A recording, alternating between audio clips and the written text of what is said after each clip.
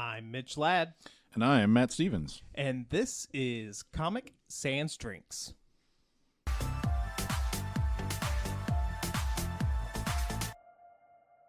So, we're back again. Hi. Hi. It's been a while. It has. And so, with this month's installment, we have a little present for you. Ho, ho, ho. So the book that we're talking about this month is Batman Noel. It takes the classic Christmas Carol story and gives it a Gotham City twist. Bob is a single father to Timmy. He's fallen on hard times and in with a bad crowd, but he just wants a nice Christmas for Timmy. Batman uses Bob to find his boss, which leads to Batman confronting some of his ghosts. A Christmas Carol is about how a person is capable of change. But can the same be said in Gotham City? Before we get into spoiler-heavy review of the book, before we get into our first drink, Matt, what was your spoiler-free thoughts on Batman Noel? First and foremost, this art is just absolutely amazing. I really enjoyed this. A couple of years ago, Tabitha and I read A Christmas Carol together, on Christmas Eve. It's the first time I had actually read it. So it's still relatively fresh in my mind, and it was a fun twist, a different twist on A Christmas Carol. I enjoyed seeing the parallels. I enjoyed the places where it diverged from the story. Overall, a good, solid Batman story, but also a fairly good version of A Christmas Carol. I'll agree with you. The art is phenomenal. There are multiple things, there are multiple pages on this where I'm like, I want to print you out, frame you, and hang you on my wall. Art is phenomenal. The story itself, I don't know if I'm just dumb, but it confused me in a few parts, and we'll definitely get into those. If it weren't for those couple of things that my mind kept wandering because of, I think I would have really enjoyed this more. But yeah, it was still fun. It was still a fun thing to read during the holidays. So it's now time for the introduction of drink number one. Oh boy. It's a surprise that Matt does not know about yet. Initially, I wanted to make not just boozy eggnog, but some kind of cocktail involving boozy eggnog. But then I got other ideas. I promise this is a nice surprise, or at least I hope that it is. We'll see how well I follow the directions.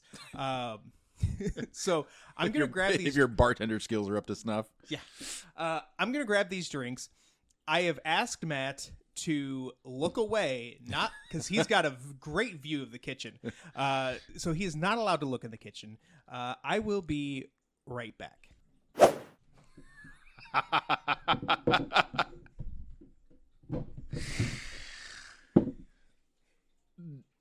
The garnish is the best. That's right, folks. Our first drink tonight is inspired by the Little Debbie holiday classic, Christmas Tree Cake. Matt and I share a big love of this this annual treat.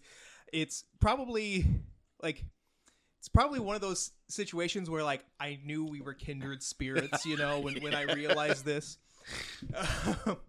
I did warn Matt. This has no mixer in it. And I ended up doubling the recipe because it wasn't enough. Making shots instead of drinks. Exactly.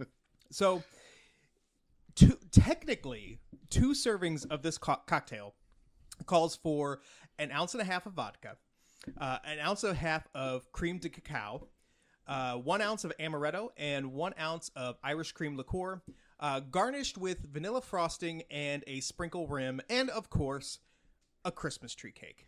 Now, it did call for like red and green sprinkles. I tried to find them last night, and I couldn't. And I was like, I was like, rainbow sprinkles aren't going to cut it. So I went with these gold sprinkles. I figured it was still kind of festive. So without further ado, let's try Christmas tree cake.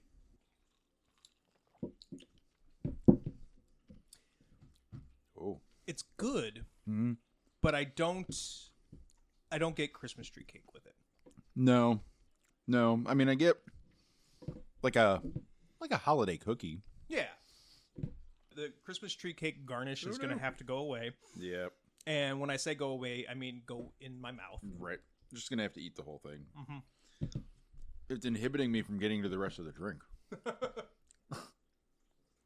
So, 2025 marks the 40th holiday season with Christmas tree cakes. Which, if you are like the one person on this earth who does not know what a Christmas tree cake is, it's a tree-shaped, cream-filled yellow cake with white frosting, red frosting stripes, and green sprinkles. Since then, Little Debbie staple has had multiple food spin-offs, including a chocolate version of the cake, ice cream, mini donuts, and coffee creamer. The Little Debbie website also has a bunch of merch, including dog toys, apparel, inflatables, and neckties. And we both have a holiday party coming up in early December, and I was looking at this last night, and I was like, if I order this right now, can I get this necktie here before then? I didn't do it because I don't know that it's going to get here in time, but yeah. Oh yeah, I was about to ask, and then I forgot, and then I remembered. So of those spin-offs, I think we agree on this. The only one that doesn't really hit is the coffee creamer. Yeah. Which I am still, because as far as I know, this is the first year that they've had the coffee creamer. Yep. So I'm willing to try it again next year, in the hopes that maybe they tweak the recipe.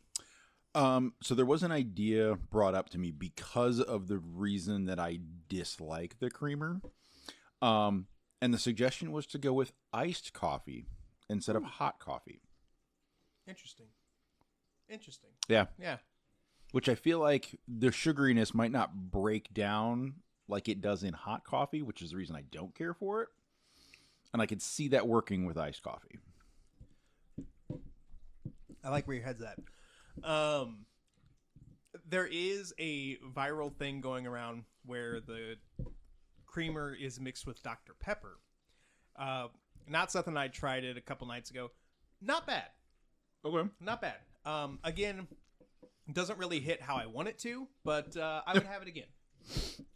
I'm not yet on the boat for the dirty sodas.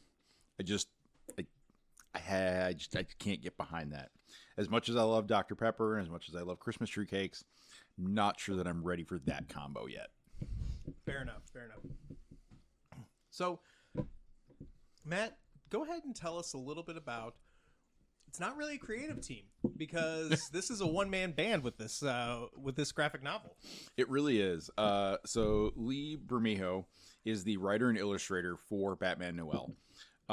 His career started as an intern with Wildstorm. Wildstorm was originally created by Jim Lee as an indie company to publish through Image Comics. I remember reading a little bit about this. They did a lot of interns and not big names for Wildstorm, which allowed people like Lee to kind of get into the comic book world and not be overrun by some of those big names that already existed. His first big project was actually collaborating with Brian Azzarello for Lex Luthor Man of Steel back in 2005. After that, he worked on Joker in 2008. That actually won an IGN Comics Award for the Best Graphic Novel. And then in 2009, he was working on a Wednesday Comics limited series, and there was a Superman story, and he was privileged to draw that story. And then he did Batman Noel in 2011. Between 2012 and 2013, he went back to working with Azzarello on Before Watchmen Rorschach. And then in 2015, he launched two books, Suiciders, a series for Vertigo, and We Are Robin with DC. He's worked with DC, Boom Studios, Vertigo, Wildstorm, Image Comics, Marvel, pretty much everybody that's out there he's worked with. He's been nominated for 3 Eisners, and in general is just known for his distinctive style and his attention to detail.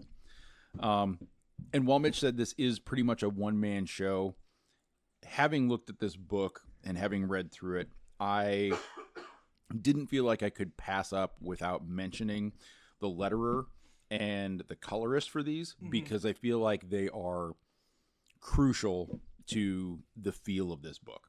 So Todd Klein is the letterer. He has been working in comics since 1977. Wow. He's written probably dozens of short Green Lantern pieces, primarily in the 80s. So not just lettering, but writing. And then he co-authored the DC Comics Guide to Coloring and Lettering Comics in 2004. The colorist is Barbara Ciardo. She started with an Italian publisher, GG Studio, and was hired by Wildstorm in 2006. She has collaborated on comics, book covers, collectible cards, and board games with both national and international publishers. Oh, cool.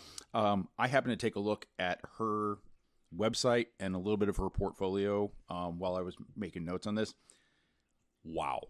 Like, I can see the comparisons to Batman Noel and the coloring that she did, like, in her own work. So even though it was a one-man show, obviously, you know, there's other people involved. And when you take a look at this book and you see the colors and you see the lettering, I felt like it was important to mention those other two that, you know, while Lee had the brunt of this, he had a great supporting cast. Yeah, 100%. And, yeah, especially with the coloring, that can really make or break a comic. And something like this, you know, the art is already like hyper realistic, but not. There's a line when it comes to, you know, drawing realistic comics, and they can be too real looking, and this did not cross that line. It was very, very well done, and the colors definitely enhanced that. So I broke this up into 4 different parts, because it's not divided by chapters or anything like that. It's just one whole thing. I thought I knew what I was doing, but yeah, Shocking. I feel like the parts got longer as I went, and you will probably notice that too. Before we get started, if you've not read Batman Noel and it sounds interesting to you, hit pause. Go find this. You can find it on. I read it on the DC app. I'm sure your library can. Yeah, I borrowed it from Hoopla. Okay. It's out there. But if what you've heard so far interests you, hit pause. Go find this book. Read it. Come back to us. If you have read it, or you just want to hear us, you know, make jokes for the next 45 minutes or so, then, you know, just hang out here. So, part 1.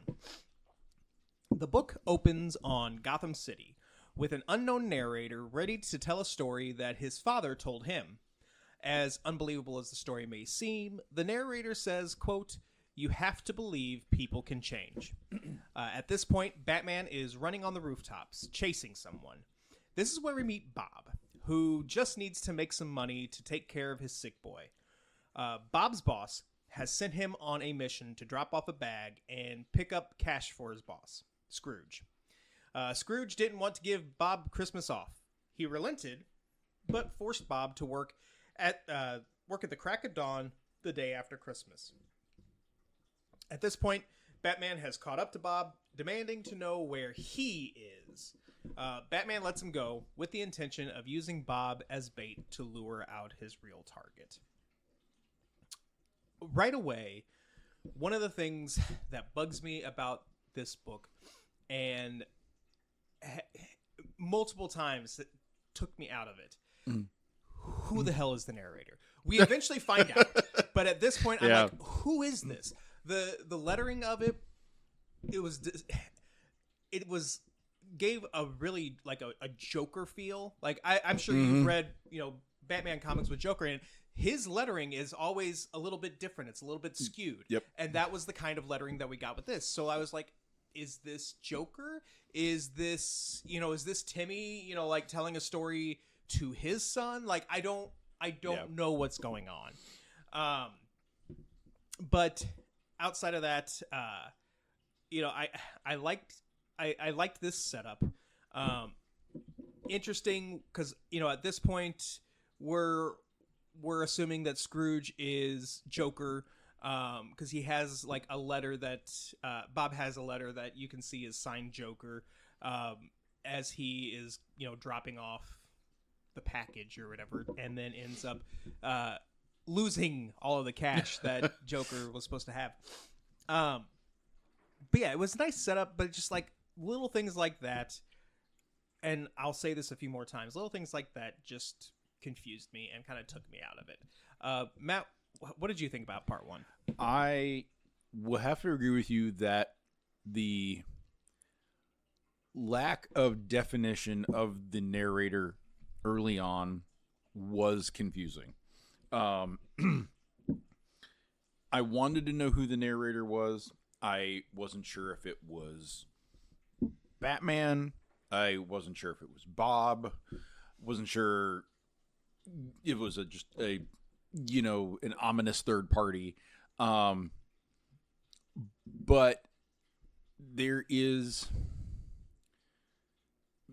this was one of those things that kind of like came to light as I read the whole thing. Christmas Carol has that omniscient, overarching narrator. So in that regard, it's very reminiscent of that. The lettering was interesting because it did seem almost playful, which was a little confusing because it's kind of a dark beginning, knowing that Bob has to work and they're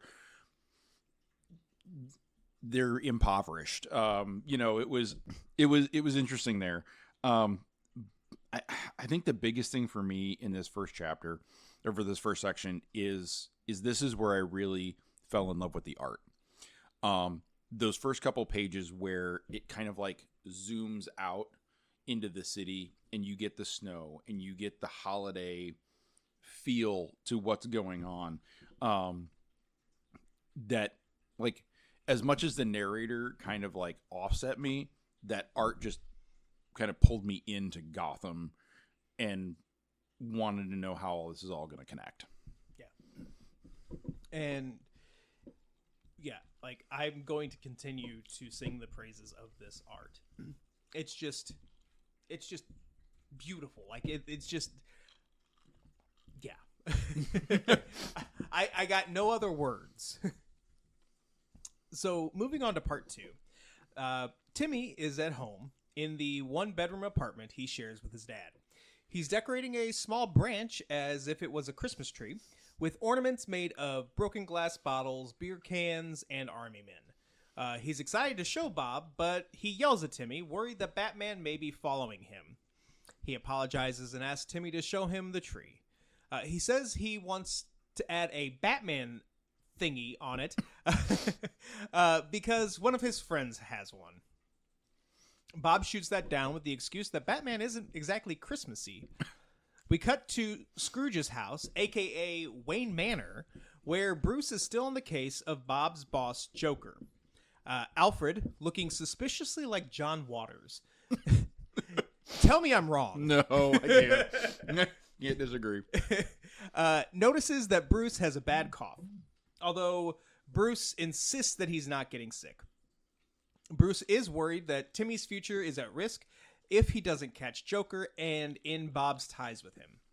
Before he leaves, Alfred reminds Bruce that there was once another boy whose future was risked, Robin, now long dead and buried. The ghost of Robin warns Bruce that if he continued to live his life as an angry, vengeful, and spiteful person, there would be a price.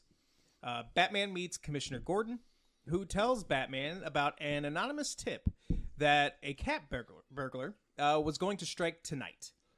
Gordon tells Batman that he should get that cough checked out.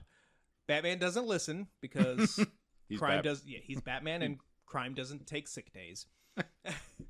What were your thoughts on part 2? So I knew kind of A Christmas Carol wise where we were getting to in the story, especially once I realized that Batman was Scrooge, which also is both enlightening and very confusing. Because is Wayne Bob's boss? I guess. Because that's what it sounds like. Right. And that's the part that really confused me. Like, okay, Batman is Scrooge. I get it. Like, he's crotchety, he's disgruntled, he doesn't like Christmas, he doesn't like people. Like, it fits.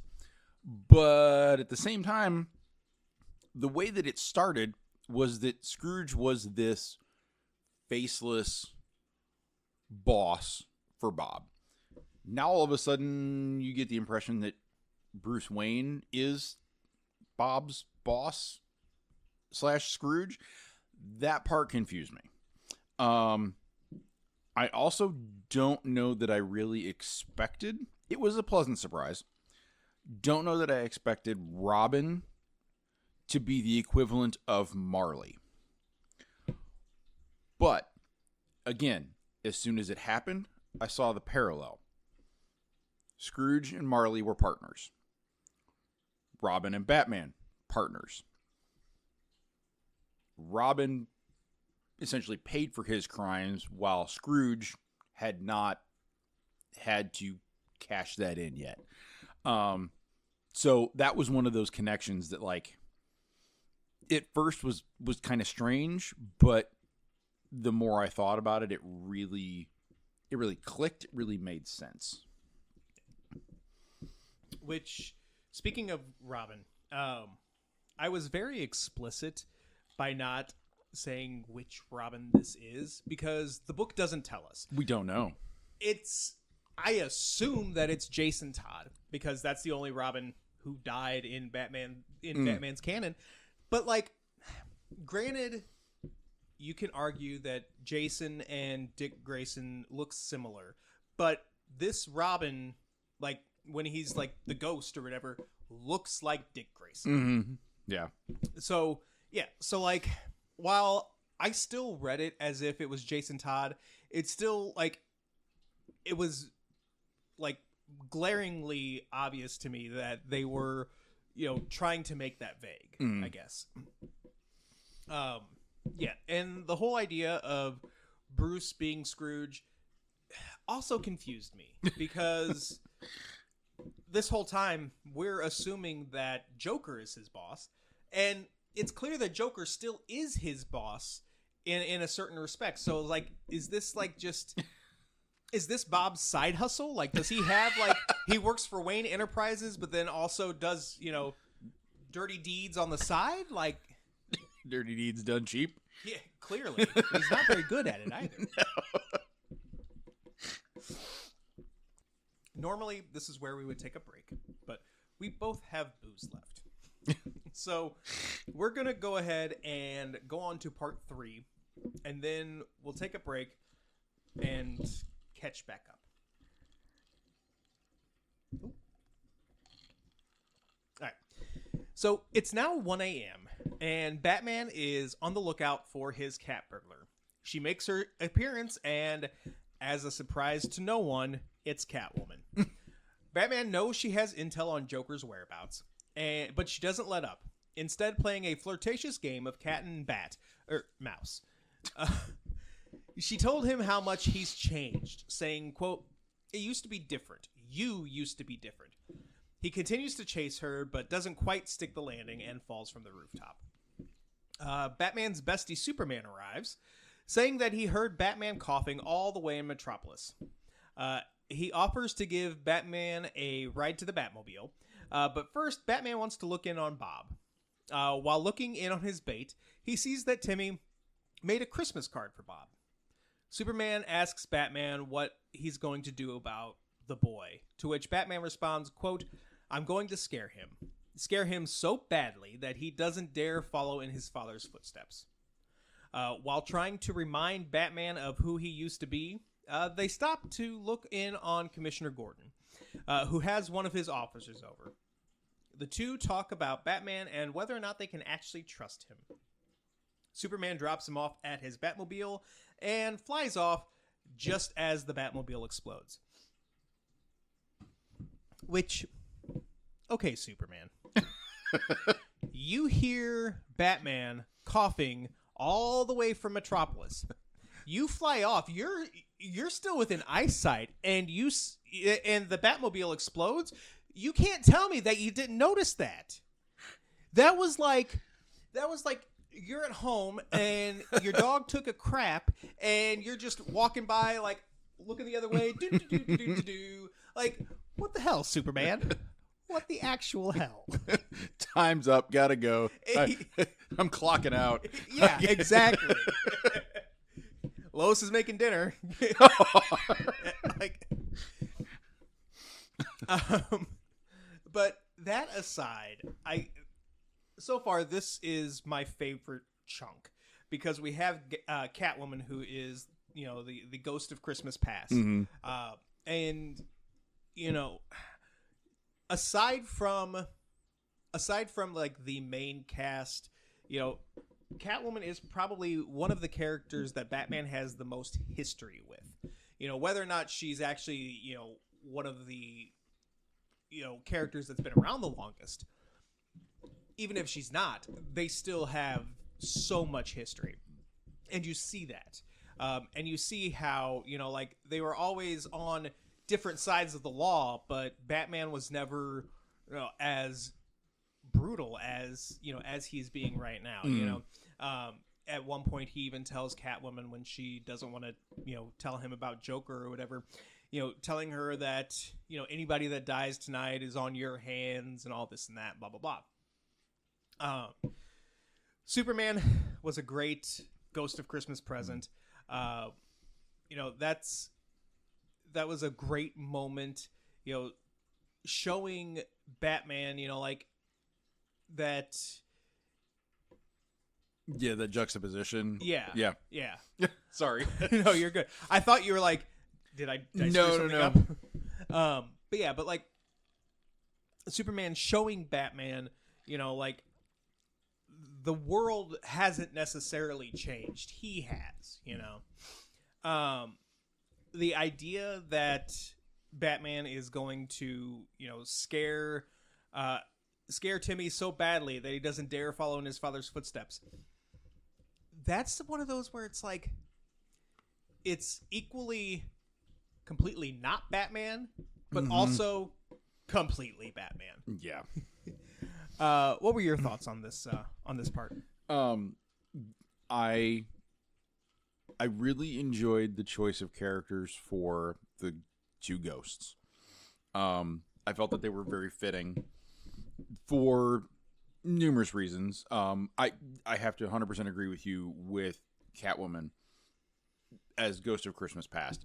Like, just alone, the history between the two of them fits for the past. That just it was two puzzle pieces that fit very well together. And then for Superman to show up, who the Ghost of Christmas Present is often portrayed as bigger than life. In a not so metaphorical sense, Superman is just that.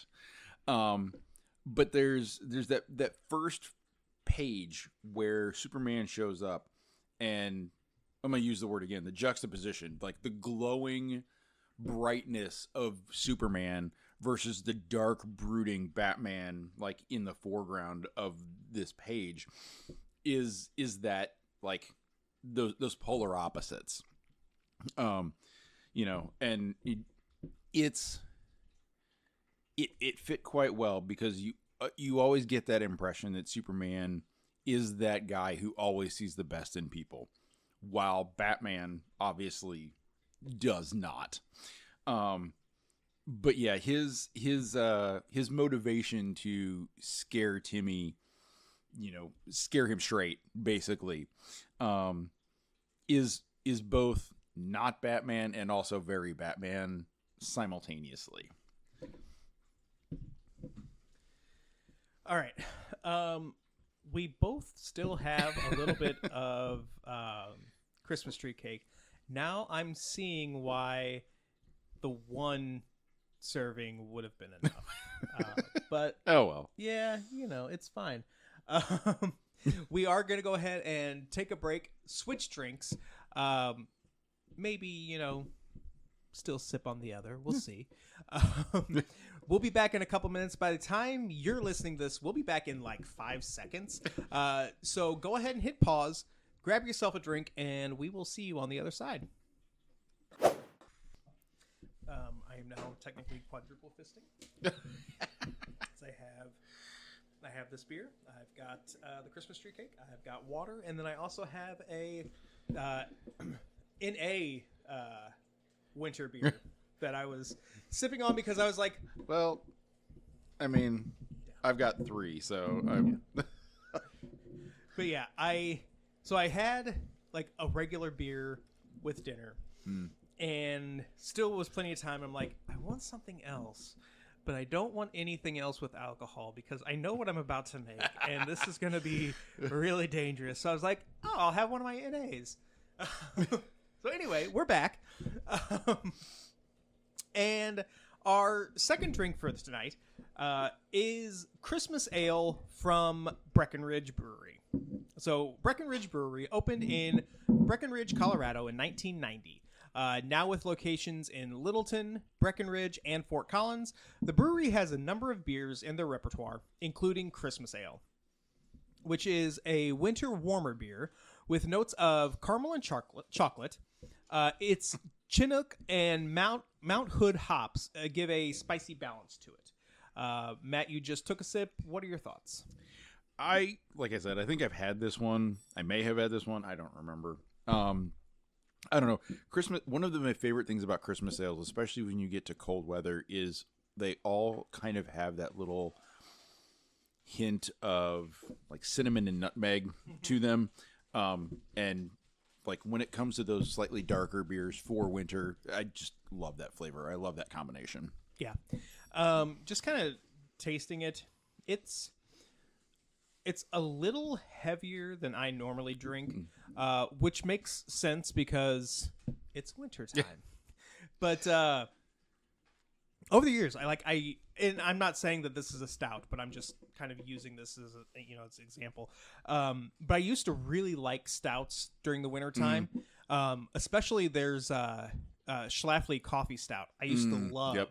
I haven't had it in years, and it's even out now, and I don't have any interest in it because I'm like, that is too heavy. Like I just no. But anyway, so I say that this is a little bit heavier than I would normally drink, but it is still good. It's still it has that holiday flavor to it. I'm here for it. There's going to be more left over after you leave tonight. I'm not saying I'm going to drink any of it tonight, but it will be consumed.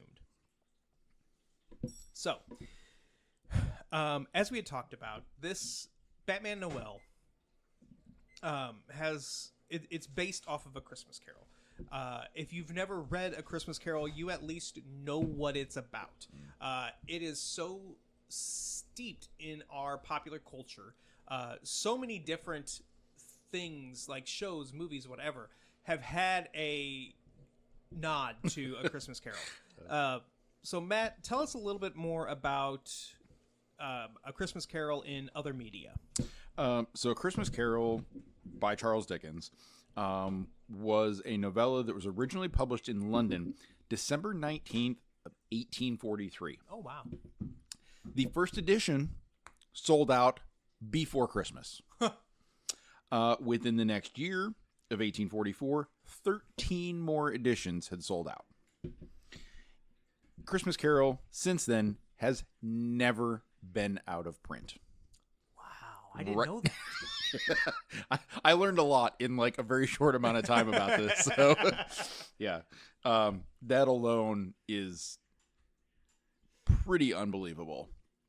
But as we're here for Batman Noel, an adaptation, a version, a spin-off, if you will,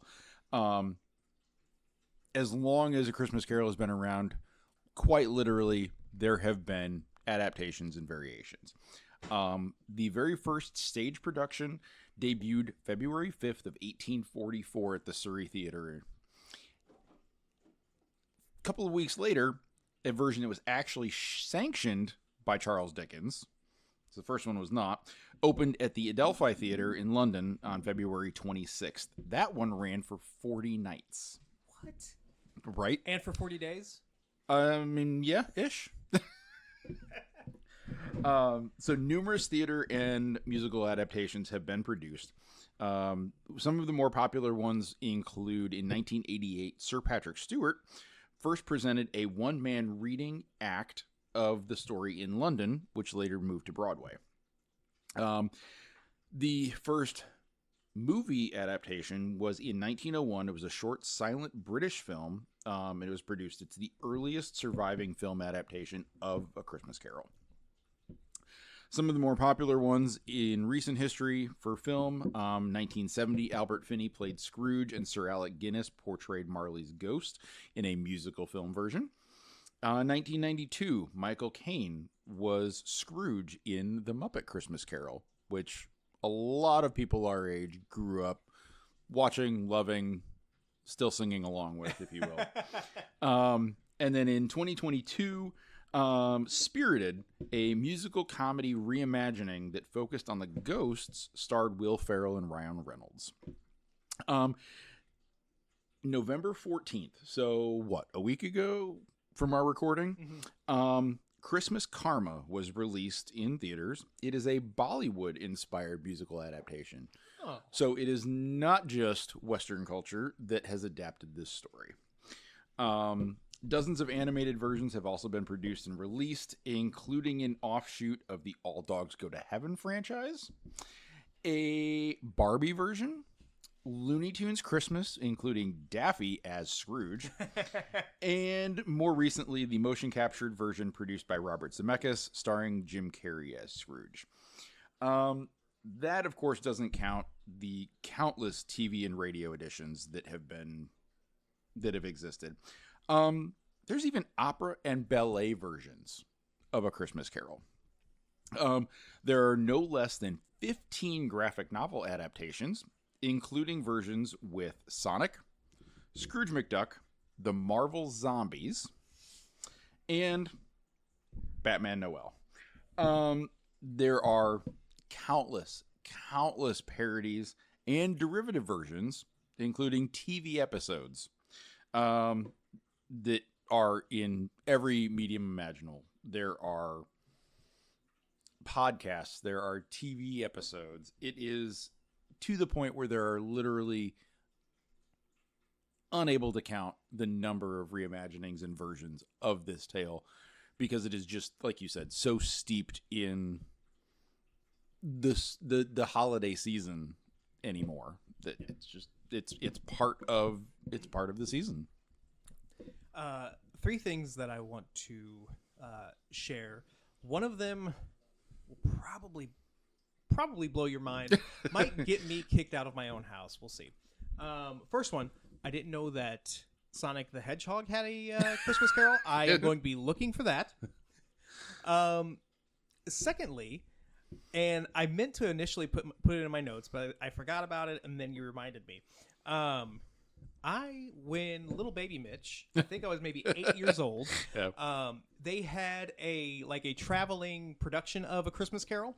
Okay. And there was a contest to win like a walk-on role.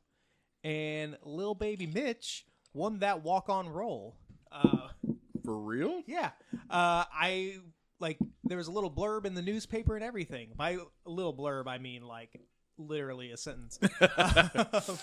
But yeah, so like that was fun. And I don't really remember a whole lot about it, but like there are still like things that I do remember, and it was a cool experience. I'm sure that I have, but I don't know if I've ever seen a Muppet Christmas Carol. I feel like every year this comes up, and I feel like every year we're surprised by this, but we shouldn't be anymore. But I will say, and this is an adaptation that you didn't mention. I grew up with Mickey Christmas Carol. Oh, I did not mention that. I forgot about that one. That one was a family staple. Yep. So I can see why maybe a Muppet Christmas Carol didn't happen, because I was like, sorry, Kermit, I gotta go with my boy Mickey. That's fair. Yeah. Isn't Mickey Bob Cratchit in that one? I think so. Okay, yeah. that sounds right. Because Kermit is Bob in the Muppet Christmas Carol. Yeah. And Scrooge McDuck is Scrooge, right? He has to be. In A Mickey Christmas Carol. I honestly don't remember, because I feel like you said, I think I may have seen that one, but I don't really remember it all that well. There are two kinds of people. Mickey and Muppet. Yeah. Scrooge McDuck is Scrooge. Okay. Yeah. I mean, it only makes sense. It makes sense. Yeah. So, all right. Back to Batman Noel. We have one final part left. So, a shadowy figure is dragging Batman. We quickly learn that shadowy figure is none other than Joker, dragging Batman to Gotham Cemetery. He throws Batman in an empty grave. As Batman thinks this may be the end, he sees a world without Batman, which has descended into chaos. There are some who are walking in his footsteps, but they take the ideals of this more brutal Batman. In this possible future, Jim Gordon is sentenced to prison for aiding and abetting the criminal Batman. Batman decides that death isn't in the cards just yet. Our narrator says, quote, "If you had the chance to change, to make it right, would you fight for it? Sometimes it takes dying to teach a fellow how to live." Back at Bob and Timmy's, there's a knock at the door. Timmy opens it, hoping it's Santa, but surprise, it's Joker.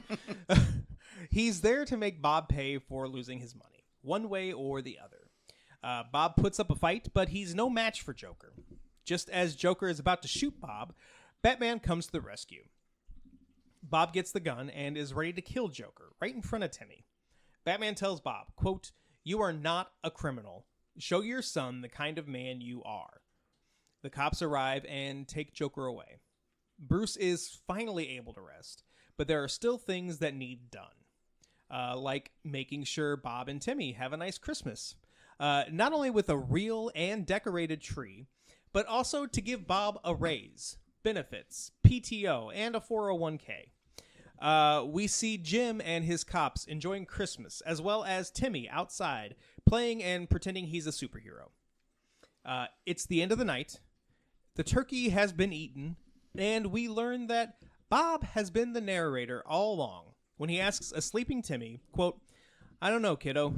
What do you think? What's the moral of the story?" Matt, it's your turn. What did you think about part 4? I think, honestly, the biggest surprise for me in this part is Joker playing the role of the Ghost of Future. Like, it kind of makes sense. He's dark. He's brooding. The I don't know. It makes sense. That was probably the one ghost that honestly kind of fits the least for me in the whole thing. But the twist of Joker showing up at Bob's house and Batman coming in to rescue him, quote unquote, having changed, was an interesting twist on the story.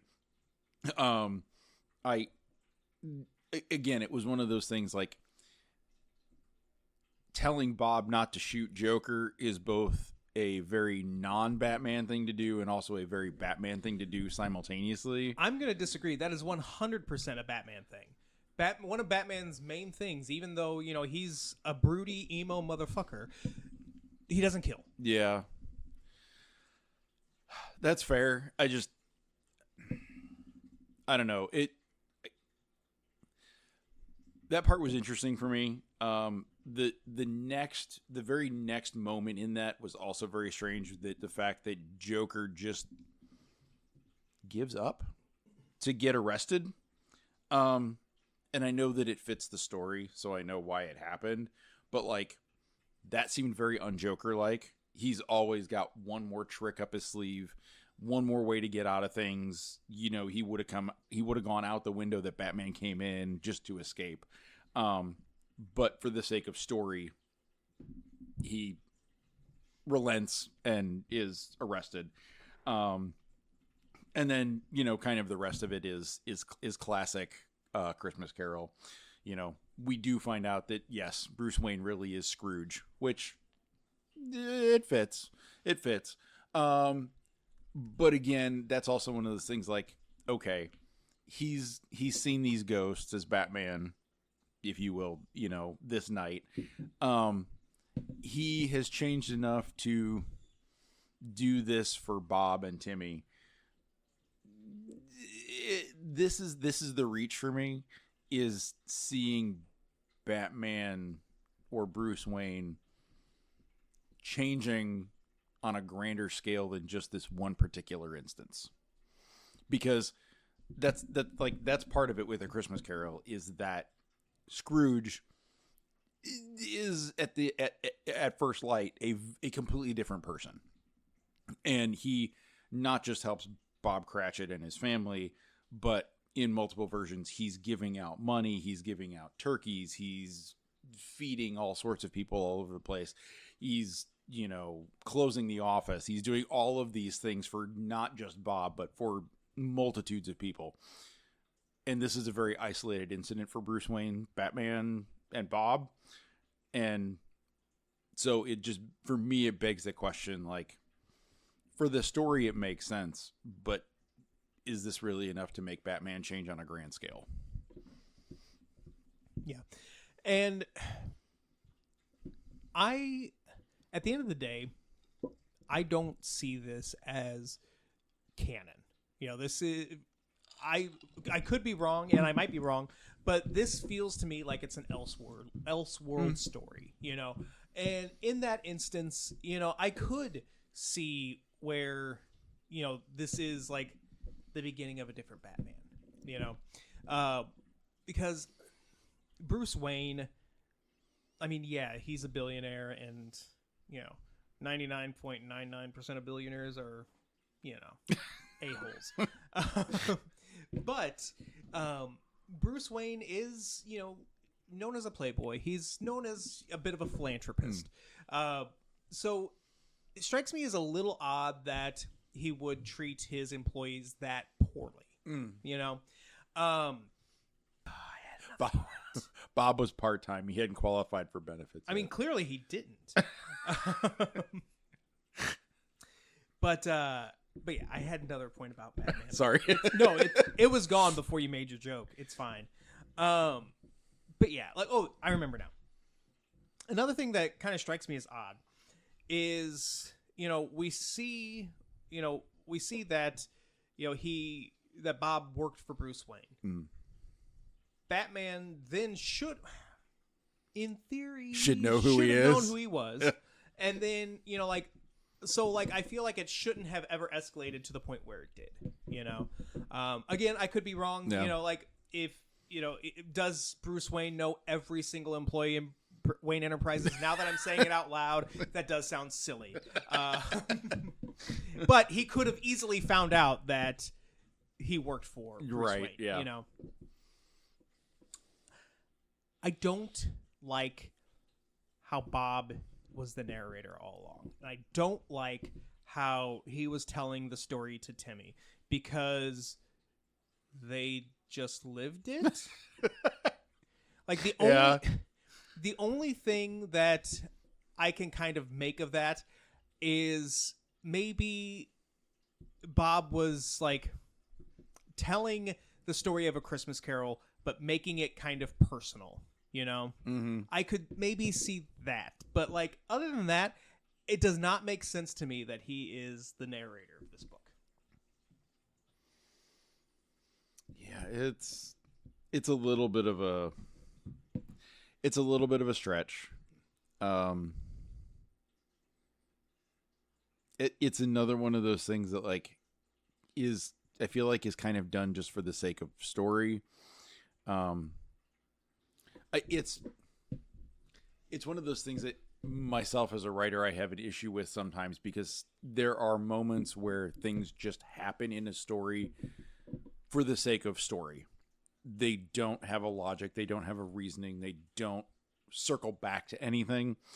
And I feel like this is one of those moments where it's just like we needed a narrator, needed somebody close to the story to be said narrator. Here we go. I feel like if that were the case, it would have made slightly more sense if it was a grown-up Timmy telling this story to his kid. Yeah. You know? Even then, doesn't make a whole lot of sense because why is he saying that this is a story that his father told him when, again, Timmy just lived through all this bullshit? Like, honestly, now that I'm thinking about it, it almost would make more sense if Gordon was the narrator. Or even John Waters. I mean, Alfred. Yeah. Either one. Yeah. Huh. All right. So it's time for our ratings. We are rating Batman Noel, the Christmas Tree Cake Cocktail, and Breckenridge Christmas Ale, not Christmas Kale. That sounds healthy and gross. Oh, God. No. No Christmas kale. We are rating it, even though there are only 3 or 4, depending on who you ask. Even though there are only 3 or 4 Christmas ghosts, we're rating it on a scale of 1 to 10 Christmas ghosts. Okay. We're going to start with Batman Noel. I am going to give this... I'm going to give this a 6.5 out of 10 Christmas ghosts. The holes in the story lose a lot of points for me. But the art gets so many points for me. If the art wasn't as phenomenal as it was, and B, I wasn't reading this for this podcast, I might have like lost interest and not finished it, you know? Yeah. But the art just is so phenomenal. Every comic book that I read from now until the day I die, I wish I had, you know, it would have this kind of art. Yeah. What about you, Matt? I hate to echo you on this, but I am going to go 6 out of 10. Primarily for the same reasons. The art, like the art alone is a 10 out of 10. Mm-hmm. It really is. It's just like there's 2-page spreads. There's details here and there that are just absolutely phenomenal. I do enjoy the parallels to A Christmas Carol, but the stretches to fit things into the story of A Christmas Carol and some of those plot holes that we kind of discussed, things that were story for story's sake, I think is where it loses that for me. I am glad that I read this. It's one of those that I have known about for a long time, and I always kind of thought, right around the holidays, it would be a good time to try and find this and give this a read. Why not? So I'm definitely glad that we picked this up and that we read it. I don't know that I would come back and read it again, like on an annual basis, for the holiday spirit. Mm-hmm. But I don't know. Yeah, I'm going to go 6 out of 10. All right. Next up is the Christmas tree cake cocktail. Be careful how you score these, because if you score it too low, you're going to hurt my feelings. I will go 8 out of 10 on the Christmas tree cocktail. It gets bonus points for the garnish. Yes. The combination was good. It loses points just for the fact that it didn't really taste like a Christmas tree cake. But I mean, what does? A Christmas tree cake is the only thing that tastes like a Christmas tree cake. Yeah. But it was very reminiscent of Christmas drink that we had last year. Yes. Which I'm not really ever going to turn down one of those, even if it is all booze, no mixer. You might need to text Tabitha and be like, I can't drive home. Mitch made Christmas, but without milk. She'd be like, you're going to have to walk. She's like, I'm not leaving the house. You're absolutely right about it kind of being reminiscent of the Christmas drink. In fact, at one point I thought about adding some milk just to have a mixer, but then I was like, Bud, you're basically drinking Christmas. Like, yeah. Which, to be fair, it's got vodka and Irish cream. Yep. Those are ingredients in both. Yeah. So, it's the cream de cacao. Yeah. And the amaretto. And the amaretto, yeah. Which replaces peppermint schnapps. Yeah. So, yeah. I mean, they're Christmas adjacent. Yeah. I'm going to give this 7 out of 10 Christmas Ghosts. I liked it. I wish that I had listened to the recipe and just make one. Yeah. It's too much to double it up like that. But yeah, I enjoyed it. It does not taste like a Christmas tree cake like I wanted it to, but it's still a very festive drink. And I mean, I should probably make it again because I bought all this liquor for it. Plenty to make more. Make another batch. But yeah, I would drink this again. Is it something like with Christmas, like with the Christmas drink? Like, I make sure to buy supplies to make it every year, or I should say most years. Would I buy amaretto and cream de cacao next year? Maybe. I mean, the ones that I got yesterday for it, I mean, they were pretty cheap, so maybe. I don't know. Finally, Breckenridge Christmas Ale. I'm gonna give this a 9 out of 10 Christmas Ghosts. Like I said, it's still a little bit heavier than I normally like to drink, but for a holiday, kind of winter beer, it definitely does the job. Would I, pick up another 6-pack of this season? I don't know. Maybe, maybe not. I do like to try as many different, kinds of holiday beers as I can. But I would still happily drink this again. What about you? I'm also going to go 9 out of 10 Ghosts on this. Like I said, I feel like I've had this one before, but this, like you mentioned with the coffee stout that you used to drink all the time, that is one of my favorite things about winter and winter beers. When I finally get into that mood, I'm okay getting those heavier, darker beers and having one, having two, and calling it. Because at this time of the year, I'm not in it to drink for the evening. I'm in it for the flavor, for the taste, to warm up my insides. And these always do that. Like I said, the nutmeg, the cinnamon hints that are always in these, I always love. They're all just a little bit different, and I'm here for that. So, 9 out of 10. Yes. All right, so that is it for this month's installment of Comic Sans Drinks.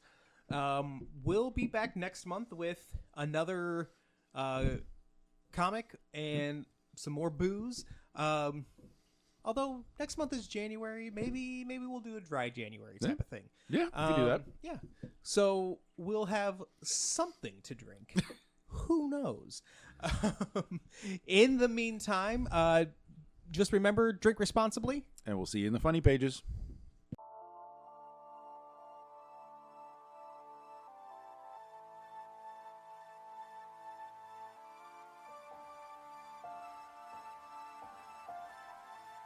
That's going to do it for this episode of The Geek Awakens. If you have any questions, comments, or concerns, then shoot us an email at thegeekawakenspodcast@gmail.com. It would be a shame if you didn't follow us on Facebook and Instagram at The Geek Awakens Podcast or on Blue Sky at The Geek Awakens. Music provided and created by E. Cannon Beats. Logo created and designed by Shay McCain. That's it for this week. We're boldly gone.